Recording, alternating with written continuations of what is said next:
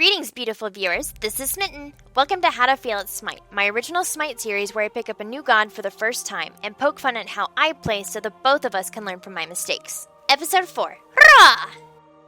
As requested, you finally get to see Smitten in mid. In this game, I pick up Ra and go for a more supportive role, a style that I think he shines in. For his abilities, we'll start out with his passive, Speed of Light. Every time Ra uses an ability, he gains 5% movement speed. This stacks up to 3 times and is great for escaping a tight situation or allowing you to safely pick up an item other than boots first. His number 1 is Celestial Beam. Burn your enemies and remind them to pick up the SPF 60 sunblock with this burning beam dealing magical damage boosted with 70% of your magical power. I put a point into this and max it second. The number 2 ability is Divine Light, a 5% slow that stacks every 0.5 seconds and at 3 seconds detonates, doing damage plus 50% of your magical power, and any enemies facing Ra will be blinded. Use this prior to Celestial Beam to enable you to maximize your damage. I put a point into this and max it third, but you only need 1 point in it for the slow. His number 3 is Solar Blessing. The reason why your teammates will be glad to see a Ra in the mix. You summon a Pillar of Light that heals, grants magical and physical power buffs to your allies, and causes damage, magical, and physical power debuffs to your enemy. I'll put a point into this and max it first. And finally, his ultimate, Searing Pain. This is the reason why Ra is a perfect sniper. He summons a laser of sunlight, doing magical damage plus 100% of your magical power to enemies in the path. This ability takes a little while to build up, so make sure that you're doing your best to anticipate the movements of your target.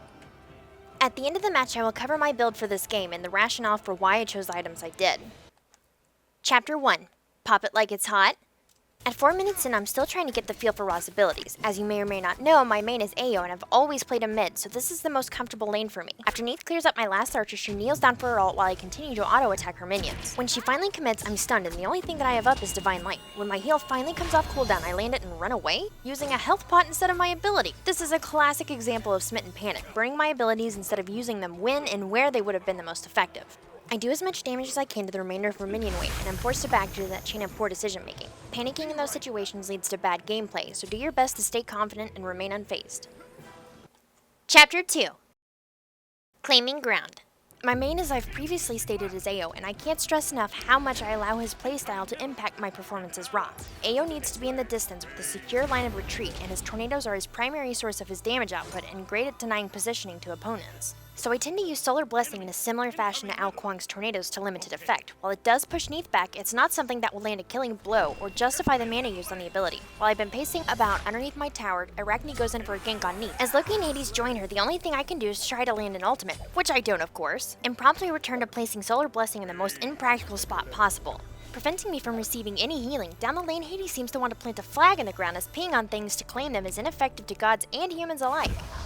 Following my stellar performance thus far with the Celestial Beam that only hits the front line of the enemy minions, Hades and Loki head into the left jungle to chase down Anubis, and I turn to move to assist as they near the exit of the jungle. I am all too happy to body block my comrade, allowing ample time for a kill. With the job well done, I try to chase down Loki, once again using Solar Blessing to deal damage before wasting my Celestial Beam. As Baby Slayer already brought down the Trickster with Hades in hot pursuit, the fight isn't over. And I use the time to clear the minions and Neith from our tower while the opposing Hades circles around, emerging from the jungle ahead of me. I prepare Divine Light, not even considering moving into range of Hades before using it. Neith then stuns me and Hades dives to cut off my retreat, causing me to panic and hit my Aegis prematurely. Blinded and feared by Hades, I flail about as he sets up his ultimate that I now have no means of escape from, ensuring an easy and avoidable kill. Chapter 3. To tower or not to tower? Now in the left lane, our opponents have made the most of the last minute and are pushing heavily towards the tower. I can see this on the minimap and press onward, trying to get some damage in on the tower while the enemy team is distracted. However, I lack confidence in this decision and begin to weigh my options. Should I go back? No, I should do the tower. But, no, okay, I'll just go back, that's safe. But I can get some damage in. No, okay, yeah, I'm just gonna go ahead and go back. It seems I've made the right call as Hades informs me that enemies are indeed incoming on middle lane. But I don't have a clue on how far I should retreat and go for the speed buff, as I know I don't have boots yet and would like to be able to flee more efficiently. Ever cautious after my time as Arachne, I check around a bit before engaging the camp. Who needs kiting though? I've got time to kill, right? I'm beginning to wonder how effective building Ra for physical damage would be. Just imagine it, that slow, the ineffective heal due to lack of magic power, and a basic attack that hits for over 100. This buff camp wouldn't stand a chance! Perhaps Ponpon and all his theory crafting might have missed something here. The key to victory isn't through solid mechanics and decision making or communication, it's surprise! And now I'm surprised to find ourselves in another team fight. With their Loki peeling off into jungle early as Arachne and Anubis begin making their way towards center lane, Xbalanque is too low on health to be truly effective, and I'm not building around damage, so at this point we have to proceed cautiously. Their Hades doesn't get that memo and dives out of the way of my Celestial Beam and goes for the Baby Slayer. My Searing Pain hit home, landing on both Loki and Hades, and I have to back off, carrying my Solar Blessing. And Thor, for some reason, pops his ult in an attempt to get the kill on me, but Loki darts about, landing a knife in my back, making the Thor seem foolish and overly dramatic. Chapter 4. How to Pro. Channeling the best in Derby, I line up a snipe with Searing Pain, and boom goes the dynamite! I connect with Guan Yu, and Thor responds by missing his Tectonic Rift, only to be caught by my slow. Loki gets pulled out of Vanish by Hades, and I drop Solar Blessing to make sure that my allies are topped off. Pillar of Agony goes down, trapping Loki, while Thor gets mauled by Arachne, and Baby Slayer puts Loki out of his misery. And together we triumphantly march up the lane towards the vulnerable mid-tower, clearing the minion pack in style as our ogre sends theirs flying off screen. Neith is in no position to defend this, and at last I make effective use of Solar Blessing, covering us and our archers in the lane. And as the tower goes down, the Blessing has ample time to top off our health and maintain our minion wave, allowing us to try and snag an additional kill on Neith. She uses her mobility to safely retreat behind the tower, narrowly avoiding the fate that befell the rest of her team. Arachne had taken this time to move towards Gold Fury and begin to solo the objective while we position to distract. Shivalaki calls for the retreat, and I drop Solar Blessing to discourage Neith from following, and we begin to pull back to consolidate our fortune with some well-deserved items. Not wards though, who needs wards? As I begin to channeling Gold Fury drops, bolstering our coffers, and Arachne escapes with a free Gold Fury and just enough health to back herself. Chapter 5. L2 Teamfight! Now we're in mid lane again after an unfortunate push-up right lane left our left lane open to our opponents taking our tower, while we were unable to return the favor. As we square off with Guan Yu, Hades enters the lane from the jungle, and I barely connected with him using my Celestial Beam. Hades and Guan Yu are joined by Thor and Loki as Shivalaki and Anubis join us in the center, while Arachne moves to push up left lane, asking for us to distract them for both a push on the tower and retaking Gold Fury. We're happy to oblige even as Neith moves in to reinforce them, and I hear Loki's Vanish and know he's entering the lane from the right jungle behind us. Once again, he goes all out on Anubis, preventing me from being able to position myself to take any of the heat, but having burned Assassinate, it's easy prey for Hades' ult, and I pick up the kill with Searing Pain. As the Twin Pillars end, I slip away before turning to land another hit on Hades with my Celestial Beam. Hades and Guan Yu are both low at this point, and seeing the advantage, Shivalaki chases him down. I pop Divine Light to prevent Hades' allies from directly supporting him, and he falls to Baby Slayer just as he turns a corner. Arachne takes the tower, and Hades and I hold her position, allowing Shivalaki to retreat. I drop Solar Blessing to allow us to heal up and push back the minion wave as Arachne also peels into the jungle in left lane. But with the damage output from both Thor and Neith, we find ourselves in danger and begin to fall back. Hades notices that we're in a dire situation and remains to allow me to escape, effectively evening the trade had Arachne not taken the tower. I thought this was well played on his part, but what do you think? His sacrifice allows me to make it to the tower, drop Solar Blessing to heal as I teleport back to base. Chapter 6. Blinded by the light. With a little bit of frustration being politely vented in the chat, we push forward, rejecting an earlier notion for surrender. As Guan Yu and Loki try to pick off Shivalaki, I slow them with Divine Light as Hades snares him in his Pillar of Agony, giving him just enough room to escape his pursuers before Anubis makes Guan Yu pay for his greedy play. With our front line down, we turn the tables and go on the hunt. Anubis lands a snare on Neith and burns his ultimate to try to pick up the kill before their Hades dives in from the jungle, catching us in his ultimate. In return, I completely miss Searing Pain, just feeling excited to contribute before finally dropping Solar Blessing and moving to place myself in between Hades and Shivalaki. But he dives through us, and I do my best to snare him with Divine Light and prevent his advance. As the flash goes off, he's blinded and Shivalaki narrowly avoids a death. And with Hades feeling blinded by the light, he's revved up like a deuce as he overextends into the night. Assist in hand, I catch a glimpse of our Hades' depleted health and whip around to drop a Solar Blessing. As Anubis, Hades, and I finish clearing up the newest wave of minions, Arachne spots a distracted Loki in the jungle and strikes, pulling him in with her ultimate and jumping on his back. As he attempts to run away, he is taken down by Arachne's poison dots. Neith attempts to avenge his death as she pushes into the jungle, only to take serious damage from Arachne. Neith pulls out of the lane and rushes towards the safety of her tower, popping her purification beads, but to no avail as Arachne uses a sprint to catch up to her, sucking the remaining life out of her. After Thor walked right through my beam, Hades dives up from below to take the kill. As we take our sweet time clearing out the minions, I realize that the enemy has 4 people down and frantically call out for the first fire giant attempted in the series. And before I know it, I'm heading off in the wrong direction with Hades following at my heels. And just as I'm starting to wonder why the rest of my team doesn't want to go for fire giant, I realize I'm heading the wrong way. So to recover from the embarrassing lack of direction I possess, I call out for another attack for fire giant, signaling to my teammates that I fully support my decision.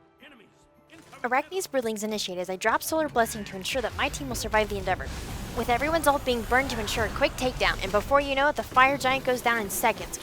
Guan Yu makes a bold, if not ill-fated move as he jumps in to try to steal the buff, landing just a second too late to gain the killing blow for the steal before falling to Anubis. With the buff in hand and the gold gained from the assist, we back to heal up and buy.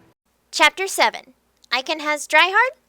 With one final sunbeam to the face of the minions, we return to regroup. As Neith tries to jump out of the way, she leaps backwards further into the grips of my team. Hades and Xbalanque waste no time greeting her as I move in to slow her escape. With a fire giant buff, I easily steal the kill. With one more of their members taken down, we moved into position to storm their last middle tower. As we finish clearing up the minions, I have to say that Ra has to be one of my favorite gods so far. With Solar Blessing up around the minions, the tower is hardly doing any damage to them, and we take the tower down in no time, and we go to push for the Phoenix. Seeing a wave of minions spawn, I lay down Celestial Beam and take out the archers instantly. After the newly spawned minions fall, the enemy Hades comes blazing out of stage left, where he rushes towards the gold camp, where I struggle with the escape key and find that Guan Yu had been engaging on my team. Seeing him running towards me, I ready my Divine Light as Guan Yu attempts to run past me, but I slow him just enough that he takes the damage from the detonation, and I quickly follow up with Celestial Beam, knocking his health down more. Xbalanque's ult stuns him, and I place my Solar Blessing towards the entrance rather than on top of him, trying to cause enough damage for the kill. And without the assistance of my team, our large minion pack takes down the middle Phoenix with ease. As we realize what has happened, we all try to squeeze through the lane entrance at the same time, and I get stuck hugging Xbalanque from behind before we move around to kill off the minions that had just spawned. After completing that complicated task, I check the scoreboard and see that 3 of the enemy team are down, and I call for an attack on the Minotaur. Guan Yu does his best to beat back our swarm of minions, and he is joined by Loki, who gets caught in my Celestial Beam on his attempts to take down Xbalanque. With no kill to be had for either side, we pull back, trying not to be too greedy because we were missing 2 of our teammates. Those lazy bums. In conclusion, at this point my entire team is in the enemy base taking down their team to score us a deicide, while I had backed because I was taking too much minion damage as usual. I move as quickly as possible to join them in taking down their Minotaur, and I am unable to aid them in the last victory as they easily blast the beast down without my assistance. This is actually the second match we had against these guys. They got us the first time when I started recording halfway through the match, and we rallied to even the score. Good game to my opponents and good game to my allies. If I was to attribute this victory to anything, it would be to each player knowing what role they were going for and utilizing communication and positioning to maximize their efficiency. If you check the scores, the impressive number to me is the assist, 72 to 34. Each of our kills benefited multiple people, and team-wide gold wasn't much to scoff at, but each of our players had over 10k in the bank at the end of the match. While I was going mid-raw, I trailed in gold by quite a bit, but I'd attribute this to not being able to efficiently farm due to the constant grouping that occurred on our team. The role I was trying to fill was support, so my build reflects that. Earlier I addressed my point allocation, and here you can see that. The only notable thing is that you shouldn't focus too many points into Divine Light. I did, but I think that was a mistake. 1 point should be enough early on for the slow while you focus on other abilities. The items I used for this match are a mix of sustainability and magical power. The first item I pick up is Warlock Sash. Because of Ra's passive, I won't need boots just yet, and the sash boosts my magical power, health, and mana, and once completed I can start stacking. The second item is the Boots of the Magi. In this match, I'm up against a Neith in mid and a roaming Loki, so the Wall of Absolution is a perfect pick for this situation as it gives me physical protection and magical power along with some good MP5. It also stacks physical protection when hit with basic attacks. The next item is the Gem of Isolation to provide a slow on my Solar Blessing to further benefit my allies. The next items were to eventually be the Chronos Pendant for cooldown reduction and the Ratatouille for raw power. Ra was a really fun god for me to play, and even though I played him as a support role, he is actually very versatile. Post in the comment section any tips you have or how you play him. If you like what we do, don't forget to rate and subscribe to our channel, and look forward to a new fail video coming up soon. Come hang out with us on our Facebook, link in the description, and please leave your feedback on how you like the new format below. I'm Smitten, and thanks for watching. Good game! Bye!